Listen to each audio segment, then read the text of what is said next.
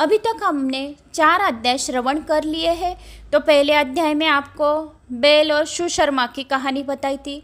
दूसरे अध्याय में आपको देव शर्मा की कहानी बताई थी। तीसरे अध्याय में ने आपको वानर राज और बाघ बकरी की कथा बताई थी। चौथे अध्याय में बेर और वो दोनों लड़कियां, बेर कैसे क्या हो गई और भरत मुनि के आगमन से उन्होंने कैसे क्या पैरों में गिर पड़े, ऐसे मैंने आपको 4 ही कथाओं में आपको बताया था। मुझे कमेंट्स आए थे कि आप ज़्यादा रिपीट करते इसलिए वीडियो लॉन्ग हो जाता है, इसलिए मैंने इस वीडियो में आपको शॉर्टकट ही बताया। कहानी तो पूरी याद है मुझे, लेकिन आप लोगों को टाइम कम मिलने की वजह से मैं आज गीता का 5वां अध्याय डायरेक्ट शुरू कर रही हूँ। उसका इंट्रो नहीं दे रही हूँ। पिछले बहुत सारे वीडियो में मैं इंट्रो देती थी ताकि आपको कहानी पहले से आपको ध्यान में रहे, इसीलिए आज मैं 5वां अध्याय को शुरुआत कर रही हूँ। उसके पहले मैं आप सब लोगों को मेरी ये प्रार्थना है, आप लोग सब लोग अच्छे कमेंट्स कर रहे हैं, इसके लिए बहुत सारे सबके धन्यवाद करती हूँ। छोटों को स्नेह देती हूँ और बड़ों को प्रणाम करती हूँ। तो ऐसे ही मुझे कमेंट्स करके मेरा आत्मविश्वास अवश्य बढ़ाए।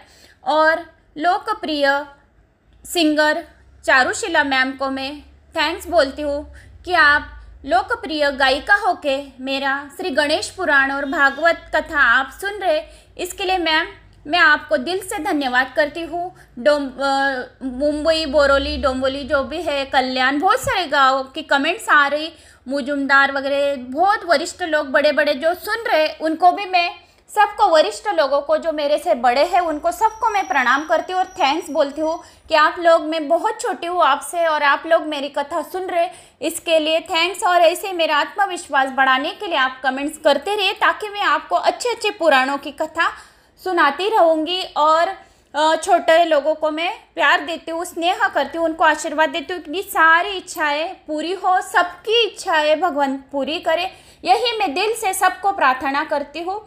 और आज इस भागवत गीता के 5वें अध्याय के महात्म्य को शुरुआत करती हूँ। श्री गणेशाय नमो नमः। हे गणपति बाप्पा, मुझे अच्छे बुद्धि दो ताकि मैं सब ये अच्छे से आप लोगों को ये कथा समझा सकूँ, बोल सकूँ, पढ़ सकूँ। माँ सरस्वती माँ मेरे साथ में रहे, मेरे वाणी में मधुरता बनाए रखे और आप सबको मेरी ये कथा अच्छी लगे। तो आइए जानते हैं श्रीमद् भागवत गीता के 5वें अध्याय का महात्म्य। श्री भगवान कहते हैं, देवी अब सब लोगों द्वारा सम्मानित 5वें अध्याय का महात्म्य संक्षिप्त में बतलाता हूँ, सावधान होकर सुनो। मद्र देश में पुरुकुत्सपुर नामक एक नगर है। उसमें पिंगल नामक एक ब्राह्मण रहता था। वह वेद पाठी ब्राह्मणों के विख्यात वंश में, जो सर्वथा निष्कलंक था, उत्पन्न हुआ था, किंतु अपने कुल के लिए उचित वेद शास्त्रों के स्वाध्याय को छोड़कर ढोल आदि बजाते हुए उसने नाच गाने में मन लगाया। गीत, नृत्य और बाजा बजाने की कला में परिश्रम करके पिंगल ने बड़ी प्रसिद्धि प्राप्त कर ली और उससे उसका राजभवन में भी प्रवेश हो गया। अब वह राजा के साथ रहने लगा और पराई स्त्रियों को बुला बुलाकर उनका उपभोग करने लगा। स्त्रियों के सिवा और कहीं उसका मन नहीं लगता था। धीरे धीरे अभिमान बढ़ जाने से उच्छृंखल होकर वह एकांत में राजा से दूसरों के दोष बतलाने लगा। पिंगल की एक स्त्री थी जिसका नाम था अरुणा। वह नीच कुल में उत्पन्न हुई थी और कामी पुरुषों के साथ विहार करने की इच्छा से सदा उन्हीं के खोज में घुमा करती थी। उसने पति को अपना मार्ग का कंटक समझकर एक दिन आधी रात के घर के भीतर ही उसका सिर काट कर मार डाला और उसकी लाश को जमीन में गाड़ दिया। इस प्रकार प्राणों से वियुक्त होने पर वह यमलोक में पहुंचा और भीषण नरकों का उपभोग करने के निर्जन वन में गिद्ध हुआ। अरुणा भी भंगंदर रोग से अपने सुंदर शरीर को त्याग कर घोर नरक भोगने के पश्चात उसी वन में सुखी हुई। एक दिन वह दाना चुंगने की इच्छा से इधर उधर फुदक रही थी। इतने में ही उस गिद्ध ने पूर्व जन्म का वैर का स्मरण करके उसे अपने तीखे नोकों से फाड़ डाला।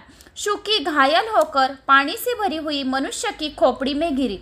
गिद्ध पुनः उसकी ओर झपटा। इतने में ही जाल फैलाने वाले बहेलियों ने उसे भी बाणों का निशाना बनाया। उसकी पूर्व जन्म की पत्नी शुकी उस खोपड़ी के जल में डूबकर प्राण त्याग चुकी थी। फिर वह क्रूर पक्षी भी उसी में गिरकर डूब गया। तब यमराज के दूत उन दोनों को यमराज के लोक में ले गए। वहां अपने पूर्वकृत पाप कर्म को याद करके दोनों ही भयभीत हो रहे थे कि हम लोगों ने बहुत सारे पाप कर्म किए हैं। और जब यमराज लेके गया नरक यातनाएं देने के लिए तो वो बहुत भयभीत हो रही थी कि अब क्या होगा, यमराज हमें बहुत सारे यातनाएं देगा। फिर तदनंतर यमराज ने जब उनके घृणित कर्मों पर दृष्टिपात किया, पहले अच्छे कर्म फिर बुरे कर्म, कभी कभी बुरे कर्म फिर अच्छे कर्म, ऐसे ये काल चक्र में सब घेरे हुए रहते। कर्म काल की भट्टी में सबको जलना पड़ता है, इसीलिए कर्म ऐसा करो कि सब अच्छा ही हो।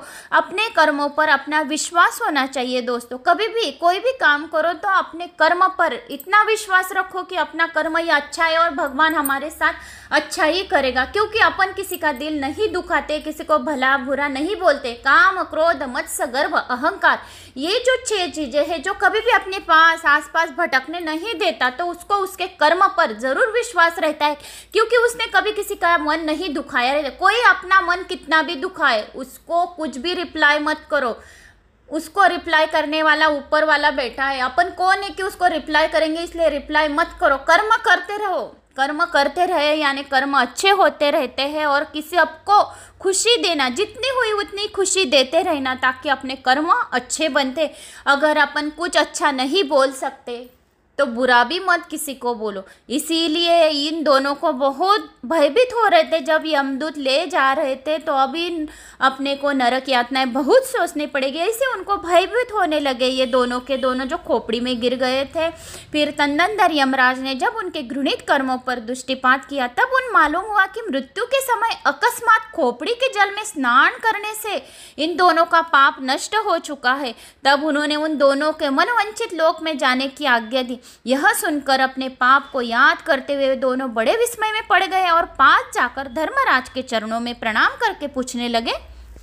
दोनों के दोनों धर्मराज के चरणों में गिर गए और पूछने लगे, भगवान, हम दोनों ने पूर्व जन्म में अत्यंत घृणित पाप किए थे, बहुत कुछ भी अच्छा कार्य नहीं किया था।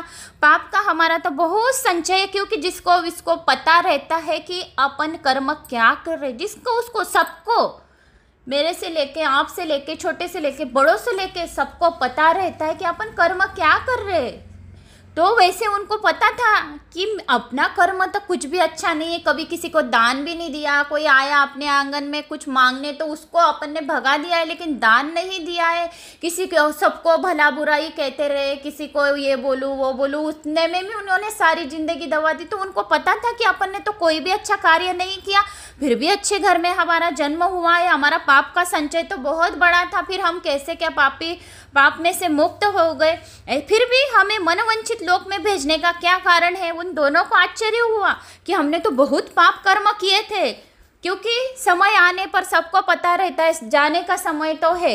एक सत्य तो जरूर है, मृत्यु अटल सत्य है, सबको जाना रहता है।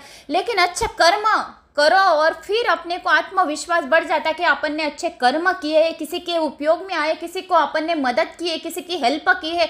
और सबसे पहले तो अपने माता पिता का आशीर्वाद जरूरी रहता है। जो भी अपने माता पिता को अच्छे से पाल लेता है उसको कभी भी धन धान्य की कमी नहीं रहती, उसके पास धन धान्य के भंडार भरे रहते माता पिता के चरणों में। और उनको अच्छे से पालन पोषण, जब वो बूढ़े हो जाते उनका अच्छे से पालन पोषण करते अपन। क्योंकि बूढ़े लोग ये छोटे बच्चों के जैसे रहते, छोटे बच्चों के तो भी अपन बोल देते हैं कि तू ऐसा तू वैसा, लेकिन बड़ों को अपन बोल भी नहीं सकते हैं। इसीलिए वो बूढ़े जो रहते, बुजुर्ग रहते, वो छोटे बच्चे जैसे करते, उनका जो छोटा बचपन आ जाता है बूढ़े लोगों में। इसीलिए कभी भी अपनी माँ बाप की सेवा इतनी करो कि उतने आत्मा से उन्होंने अपने को आशीर्वाद देने का होना कि 7 पीढ़ी तक तेरे पास बहुत धन धान्य रहेगा और कभी भी तेरे पास धन की कमी नहीं रहेगी। क्योंकि माता पिता के हृदय में से, आत्मा में से जो आवाज और आशीर्वाद निकल जाता है वो बच्चों को फलीभूत हो जाता है। और घर में कभी भी अपने माता पिता ने बच्चों को दूसरे बच्चों को कंपेयर कभी भी नहीं करना चाहिए, उनको अच्छा ही बोलना चाहिए, क्योंकि उनका आत्मविश्वास बढ़ता है। और ऐसे में अपने बच्चे अपने प्रति प्रेम और लगाव के उत्साह रहते। इसीलिए अपने बच्चों को रोज अच्छे आशीर्वाद देना चाहिए कि 7 पीढ़ियों तक तेरे पास धन की कभी नहीं कमी रहेगी। ऐसे रोज बोलते रहो अपने, ऐसा बोलने से भी अपने बच्चों पे असर गिर जाता है, क्योंकि बोलने से ही तो होता है। जो कुछ बोलना है पॉजिटिव बोलो, नेगेटिव ऊर्जा अपने आसपास आने भी नहीं चाहिए। इसीलिए पॉजिटिव बोलते रहे, यानी अच्छे कर्म होते रहते हैं। ऐसा ही इन दोनों का ऐसा ही हुआ कि हमने बहुत सारे कर्म बुरे बुरे किए थे, पाप बहुत किया था, फिर भी हमारा जन्म एक राजा के घर में हुआ। तो फिर भी हमने ऐसा कौन सा पुण्य किया, कौन सा पुण्य किया था, उसी कारण से हम पाप मुक्त हो गए। तो वो हमें बताइए। फिर यमराज ने कहा, गड्ढा के किनारे वट नामक एक उत्तम ब्राह्मणी रहती थी। जो गड्ढा के किनारे वट नामक एक उत्तम ब्रह्माणी रहते थे, वे एकांत सेवी, ममता रहित, शांत, विरक्त और किसी से भी द्वेष रखने वाली नहीं थी। उसके मन में कभी द्वेष की भावना ही नहीं थी, उसके मन में कभी ईर्ष्या ही नहीं थी, उसके मन में अहम कभी नहीं था, मैं उसके मन में मैंपना कभी नहीं था कि मैंने किया। जो बोलता है मैंने किया, उसका सभी कर्म वही खत्म हो जाता है। कभी भी मैं भी नहीं बोलना चाहिए। काम, क्रोध, मत्स्य, गर्व, अहंकार, ये 6 चीजें कभी भी अपने आसपास कभी भी नहीं रहना चाहिए। वैसी वो एक ब्राह्मणी थी, वो ऐसी थी कि उसके मन में कभी द्वेष नहीं था। प्रतिदिन गीता के 5वें अध्याय का जप करती थी।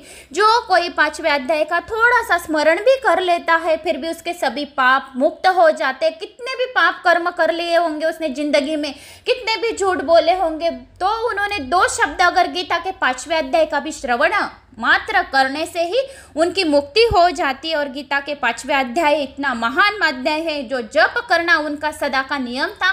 तो वह 5वें अध्याय का नियम करती थी, पठन श्रवण करती थी। और 5वें अध्याय का श्रवण कर लेने के बाद महापापी पुरुष भी सनातन ब्रह्म का ज्ञान प्राप्त कर लेता है। जो भी 5वें अध्याय का श्रवण कर लेता है, वो सनातन ब्रह्म का उसको ज्ञान आ जाता है, पूरे सनातन धर्म का। उसी पुण्य के प्रभाव से शुद्ध चित्त होकर उन्होंने अपने शरीर का परित्याग किया था। और गीता के पाठ से जिनका शरीर निर्मल हो गया हो, जो आत्मज्ञान प्राप्त कर चुके थे, उन्हीं महात्मा की खोपड़ी का जल पाकर तुम दोनों पवित्र हो गए हो। अंत तुम दोनों मनवंचित लोक के जाओ, क्योंकि गीता के 5वें अध्याय के महात्म्य से तुम दोनों शुद्ध हो गए हो। जो ब्राह्मणी ये 5वें अध्याय का श्रवण करती थी, उसके मन में कभी द्वेष कलह नहीं था, किसी के मन में उसकी जलाव की भावना नहीं थी, और उसी को वो नियम बना लिया था 5वें अध्याय का। तो वो जो उसकी खोपड़ी थी वहां जल रखी थी उन्होंने, क्योंकि उसका शरीर पवित्र हो गया था 5वें अध्याय के श्रवण करने से, और तुम दोनों उसी खोपड़ी में गिर पड़े। इसीलिए तुम्हारी मुक्ति हो गई। तुमने बहुत पाप किए थे पिछले जन्म में, फिर भी तुम्हारी मुक्ति हो गई और अच्छे घर में तुमको जन्म मिला है। ऐसा यमराज ने उन दोनों को कहा। फिर श्री भगवान कहते हैं, सबके प्रति समान भाव रखने वाले धर्मराज के द्वारा इस प्रकार समझाए जाने पर वो दोनों बहुत प्रसन्न हुए और विमान पर बैठकर वैकुंठ धाम को चले गए। तो यह रहा 5वें अध्याय की कथा जो मैंने आपको सुनाई है। तो दोस्तों, श्री कृष्ण और अर्जुन का संवाद भागवत गीता का बाकी है। मैं आपको श्री लक्ष्मी जी और विष्णु भगवान ने ये जो कथा गीता का, श्री लक्ष्मी जी ने विष्णु भगवान से कहा कि ये गीता क्या है। पहले अध्याय में मैंने आपको बताया था ना कि श्री लक्ष्मी जी पूछ रही है विष्णु जी से कि ये भागवत गीता क्या है, कैसे क्या है। तो ये सारा संवाद श्री लक्ष्मी जी और विष्णु जी का चल रहा है। तो ये आपको सारी उनकी कहानियाँ, ये छोटे छोटे अध्याय का, कौन से अध्याय श्रवण करने से कैसे मुक्ति होती, ये मैं आपको बता रही। भागवत गीता का मेन पार्ट श्री कृष्ण और अर्जुन का बाकी है, तो वो भी मैं आपको सुनाने वाली हूँ। पहले अपन श्री कृष्ण जी और विष्णु जी का संवाद सुन रहे हैं। फिर कुछ लोगों की कमेंट्स भी आई थी कि हमें मराठी में भागवत कथा सुननी है। अगर मुझे टाइम मिला तो मैं आपको जल्दी जल्दी बोलकर मराठी में भी सुना दूंगी, क्योंकि अभी आपने 4-5 अध्याय हिंदी के हो गए, बीच में ही मराठी अगर मैं वीडियो डाल दूंगी तो आपको इंटरेस्ट नहीं आएगा और समझ में भी नहीं आएगा। तो प्लीज़ ये हिंदी के अध्याय आप श्रवण कर लीजिए। अभी हम आते हैं श्रीमद् भागवत गीता के 6ठे अध्याय के महात्म्य पे। श्री भगवान कहते हैं, सुमुखी श्री विष्णु जी बोलते हैं माता लक्ष्मी जी को, सुमुखी, हे लक्ष्मी जी, अब मैं 6ठे अध्याय का महात्म्य तुम्हें बतलाता हूँ, जिसे सुनने वाला मनुष्य के लिए मुक्ति करने वाला है। करत लग हो जाती है। जो भी 6ठे अध्याय का श्रवण कर लेता है 2 शब्द मात्र, उसकी मुक्ति तुरंत हो जाती पाप कर्म से, और उसके पुण्य का कर्म वहाँ से शुरू हो जाता है। तो मुक्ति करत लगत हो जाती है। गोदावरी नदी के तट पर पैठन नामक एक विशाल नगर है, जहाँ में पिपलेश के नाम से विख्यात होकर रहता हूँ। उसी नगर में जानुश्रुति नामक एक राजा रहते थे जो भूमंडल की प्रजा को अत्यंत प्रिय थे। उनका प्रताप मार्तंड मंडल के प्रचंड तेज के समान जान पड़ता था। प्रतिदिन होने वाले उनके यज्ञ के धुएं से नंदनवन के कल्पवृक्ष इसी प्रकार काले पड़ गए थे, मानो राजा की असाधारण दानशीलता देखकर वे लज्जित हो गए हो। उनके यज्ञ में प्राप्त पुरोडाश के रसास्वादन में सदा आसक्त होने के कारण देवता लोग कभी प्रतिष्ठानपुर का छोड़कर बाहर नहीं जाते थे। उनके दान के समय छोड़े हुए जल की धारा प्रताप रूपी तेज और यज्ञ धुओं से पुष्ट होकर मेघ ठीक समय पर वर्षा करते थे। उसी राजा के शासन काल में खेती में होने वाले 6 प्रकार के उपद्रवों के लिए कहीं थोड़ा भी स्थान नहीं मिलता था और अच्छी नीतियों के सर्वत्र प्रसार होता था। वे बावली, कुएं और पोखरे खुदवाने के बहाने मानो प्रतिदिन पृथ्वी के भीतर की निधियों को अवलोकन करते थे। एक समय राजा के दान, तप, यज्ञ और प्रजा पालन से संतुष्ट होकर स्वर्ग के देवता उन्हें वर देने के लिए आए। वे कमल नाल के समान उज्जवल हंसों के रूप धारण कर अपनी आंखें हिलाते हुए आकाश मार्ग से चलने लगे। बड़ी उतौली के साथ उड़ते हुए वे सभी हंस परस्पर बातचीत भी कर जाते थे। उन्हीं में से भद्राक्ष आदि 2-3 हंस वेग से उड़कर आगे निकल गए। तब पीछे वाले हंसों ने आगे जाने वालों को संबोधित करके कहा, अरे भाई भद्राक्ष। जो आगे निकल गए वो पीछे वालों ने उनको आवाज लगाई, अरे भाई भद्राक्ष, तुम लोग वेग से चलकर आगे क्यों हो गए? यह मार्ग बड़ा दुर्गम है, इसमें हम सबको साथ मिलकर चलना चाहिए। आप आगे क्यों जा रहे हैं? हमें भी साथ में लीजिए। क्या तुम्हें दिखाई नहीं देता? यह सामने ही पुण्य मूर्ति महाराज जानुश्रुति का तेज पुंज अत्यंत स्पष्ट रूप से प्रकाशमान हो रहा है। उस तेज से भस्म होने की आशंका है। अंत सावधान होकर चलना चाहिए, हमें साथ में होकर चलना चाहिए। आप आगे मत निकलो। ऐसे वो हंस एक साथ में उनकी भाषा में, पक्षियों की भाषा रहती, पक्षियों की भी लैंग्वेज रहती है। हर एक पक्षी जन्म जो है वो उनकी जैसी भाषाएं रहती, उनकी भाषा में वे बोल रहे थे और एक दूसरे को समझा रहे थे। इतने में पीछे वाले हंसों के ये वचन सुनकर आगे वाले हंस हंस पड़े और उच्च स्वर से उनकी बातों को अवहेलना करते हुए बोले, अरे भाई, क्या इस राजा जानुश्रुति का तेज ब्रह्मावादी महात्मा को रैक के तेज से भी अधिक तीव्र है? हंसों की ये बातें सुनकर राजा जानुश्रुति अपने ऊंचे महल की छत से उतर गए और सुखपूर्वक आसन पर विराजमान हो अपने सारथिक को बुलाकर बोले, जाओ महात्मा, रैक को यहाँ ले आओ। राजा का यह अमृत के समान वचन सुनकर मह नामक सारथी प्रसन्नता का प्रकट करते हुए नगर से बाहर निकला। सबसे पहले उसने मुक्तिदायिनी काशीपुरी की यात्रा की, जहाँ जगत के स्वामी भगवान विश्वनाथ मनुष्य को उपदेश दिया करते हैं। उसके बाद वह गया क्षेत्र में पहुंचा, जहाँ प्रफुल्ल नेत्र वाले भगवान गदाधर संपूर्ण लोगों का उद्धार करने के लिए निवास करते हैं।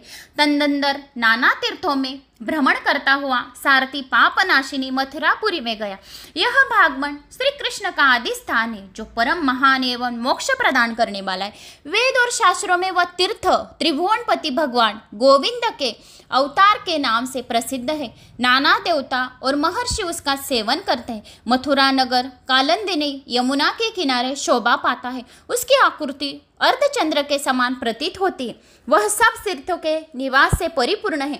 परम आनंद और मथुरा मंडल की शोभा और भी बढ़ गई, आनंदमय प्रदान करने के कारण सुंदर प्रतीत होता था और गोवर्धन पर्वत की भी शोभा बहुत बढ़ गई। वह पवित्र वृक्ष और लताओं से आवृत है। उसमें 12 वन के वह परम पुण्यधाम तथा सबको विश्राम देने वाले श्रुतियों के सारभूत भगवान की श्री कृष्ण की आधार भूमि है।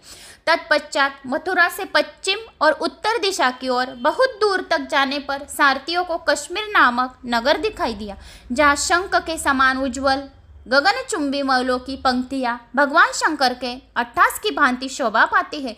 जहाँ ब्राह्मणों के शास्त्रीय आलाप सुनकर भूख मनुष्य भी सुंदर वाणी और पदों को उच्चारण करते हुए देवता के समान हो जाते हैं। जहाँ निरंतर होने वाले यज्ञ धूम से व्याप्त होने के कारण आकाश मंडल मेघों से धुलते रहने पर भी अपनी काली माँ नहीं छोड़ता। जहाँ उपाध्याय से पास आकर छात्र जन्मकालीन अभ्यास से ही संपूर्ण कलाएं स्वतः पढ़ लेता है तथा जहाँ मणिकेश्वर नाम से प्रसिद्ध भगवान चंद्रशेखर देहधारी को वरदान देने के लिए नित्य निवास करते हैं।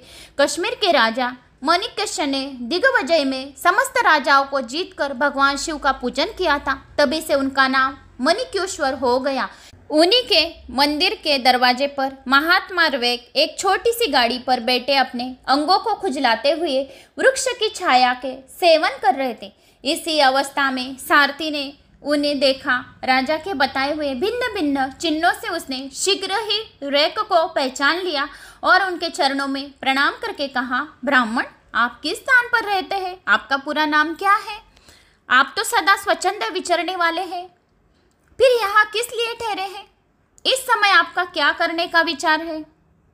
सारथी के वचन सुनकर परम आनंद में निमग्न महात्मा ऋवेक ने सोचकर उसमें कहा, यद्यपि हम पूर्ण काम है, हमें किसी वस्तु की आवश्यकता नहीं है तथा कोई भी हमारी मनोवृत्ति के अनुसार परिचर्या कर सकता है। ऋवेक के हार्दिक अभिप्राय को आदरपूर्वक ग्रहण करके सारथी धीर से राजा के पास चला दिया। वहां पहुंचकर राजा को प्रणाम करके उसने हाथ जोड़ सारा समाचार निवेदन किया। उस समय स्वामी के दर्शन से उसके मन में बड़ी प्रसन्नता थी। सारथी के वचन सुनकर राजा के नेत्र आश्चर्य से चकित हो उठे। उनके हृदय में ऋवेक का सत्कार करने की श्रद्धा जागृत हुई। उन्होंने 2 खचरियों से जुती हुई एक गाड़ी लेकर यात्रा की, साथ ही मोती के हार, अच्छे वस्त्र, 1 सहस्त्र गव्वे भी ले ली। कश्मीर मंडल में महात्मा ऋवेक जहाँ रहते थे उसी स्थान पर पहुंचकर राजा ने सारी वस्तुएं उनके आगे निवेदन कर दी और पृथ्वी पर पकड़कर साष्टांग प्रणाम किया। महात्मा ऋवेक अत्यंत भक्ति के साथ चरणों में पड़े हुए राजा जान श्रुति पर कुपित हो उठे और बोले, रे शूद्र, तू दुष्ट राजा है, क्या तू मेरा वृत्तांत नहीं जानता? यह खचरिया से जुती हुई अपनी ऊंची गाड़ी ले जा, ये वस्त्र, ये मोतियों के हार, ये दूध देने वाली गव्वे भी स्वयं ही ले जा। इस तरह आज्ञा देकर ऋवेक ने राजा के मन में भय उत्पन्न कर दिया। तब राजा ने शाप के भय से महात्मा ऋवेक के दोनों चरण पकड़ लिए और भक्तिपूर्वक कहा, ब्राह्मण, मुझ पर प्रसन्न हुई है भगवान, आप में यह अद्भुत महात्म्य कैसे आया? प्रसन्न होकर मुझे ठीक ठीक बताइए। ऋवेक ने कहा, राजन, मैं प्रतिदिन गीता के 6ठे अध्याय का जप करता है, इसी से मेरा तेजो राशि देवताओं के लिए भी दुस्सह्य है। तदनंतर परम बुद्धिमान राजा जान श्रुति ने यत्नपूर्वक महात्मा ऋवेक से गीता के 6ठे अध्याय का अभ्यास किया, इसी से उन्हें मोक्ष की प्राप्ति हुई। और इधर ऋवेक की भी भगवान मणिकेश्वर के समीप मोक्षदायक गीता के 6ठे अध्याय का जप करते हुए सुख से रहने लगे। हंस का रूप धारण करके वरदान देने के लिए आए हुए देवता भी विस्मित हुए और स्वच्छानुसार चले गए। 2 मनुष्य सदा इस एक ही अध्याय का जप करता है, जो मनुष्य सदा इसी एक अध्याय का जप करता है वह भी भगवान विष्णु को ही स्वयं प्राप्त होता है, विष्णु को ही स्वरूप को प्राप्त होता है, वैकुंठ लोक की प्राप्ति होती, इसमें तनिक भी संदेह नहीं है। और जो कोई ये पितृपक्ष में ये कथा सुनता है उनके पितर अवश्य नरक यातनाओं में से बाहर निकल जाते, उनको मोक्ष की प्राप्ति होती है। तो दोस्तों, यहाँ पे ये 6ठा अध्याय समाप्त हुआ है। तो मैंने आपको आज 5 और 6 अध्याय श्रवण करा दिए। मुझे ऐसी आशा है कि आपको ये 5 और 6 अध्याय अवश्य अच्छे लगे तो एक लाइक कमेंट्स करके ज़रूर बताइए आप ये भागवत गीता कहाँ से भी सुन रहे हैं, या ओम नमो भगवते वासुदेवाय नमः अवश्य लिखिए। चैनल को सब्सक्राइब करें और ज़्यादा से ज़्यादा लोगों तक शेयर करें ताकि उनको भी पता चले कि श्री विष्णु जी और लक्ष्मी जी में क्या संवाद चल रहा है, भागवत गीता के क्या क्या बातें वो भी श्रवण करेंगे तो उनको भी ये कहानियाँ समझ में आएंगी। फिर हम ये पूरे 18 अध्याय विष्णु जी और लक्ष्मी जी के जब हो जाएंगे उसके बाद श्री कृष्ण और अर्जुन के संवाद हम शुरू करेंगे। बीच में फिर उसके बाद मराठी, अगर मुझे टाइम मिला तो मैं आपको अवश्य मराठी भी सुना दूंगी, नहीं तो हम देवी पुराण आगे नवरात्र आएगी तो देवी पुराण सुनेंगे। किसी की कमेंट आई थी कि आप रिवीजन ज़्यादा करते हो, इसीलिए मैंने इन अध्यायों में रिपीट आपको समझाने की कोशिश नहीं की ताकि आपको समझ में आता होगा, इसीलिए मैंने इस अध्याय में आपको डबल दोहराया नहीं है। तो दोस्तों वीडियो को एक लाइक, चैनल को सब्सक्राइब, कमेंट्स करके ज़रूर बताइए। जय श्री महाकाल।